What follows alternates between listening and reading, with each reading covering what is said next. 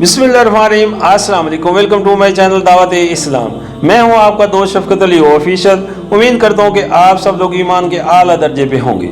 सूरह यूनुस की आयत नंबर 101 का तर्जुमा, इनसे कहो जमीन और आसमानों में जो कुछ है उसे आंखें खोल कर देखो, और जो लोग ईमान लाना ही नहीं चाहते उनके लिए निशानियां और नसीहतें आखिर क्या मुफीद हो सकती हैं। सूरह यूनुस आयत नंबर 105, ये उनके इस मुतालबे का आखिरी और कतई जवाब है जो वो ईमान लाने के लिए शरायत के तौर पर पेश किया करते थे कि हमें कोई निशानी दिखाई जाए जिससे हमको यकीन आ जाए कि तुम्हारी नबूवत सच्ची है। इसके जवाब में फरमाया जा रहा है कि अगर तुम्हारे अंदर हक की तलब और कबूल हक की आमादगी होती तो वो बेहद हिसाब निशानियां जो जमीन व आसमान में हर तरफ फैली हुई हैं, तुम्हें पैगाम मोहम्मदी की सदाकत का इत्मीनान दिलाने के लिए काफी ज्यादा हैं। सिर्फ आंखें खोलकर इन्हें देखने की जरूरत है।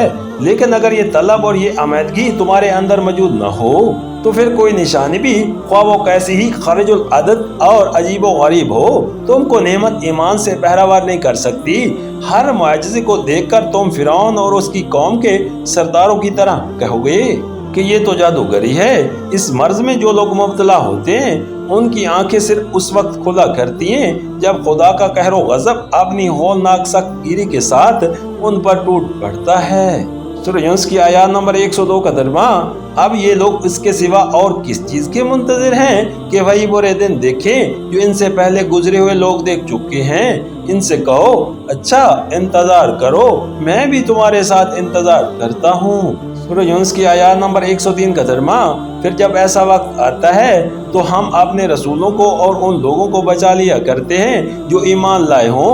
हमारा यही तरीका है, हम पर ये हक है कि मोमिनों को बचा लें।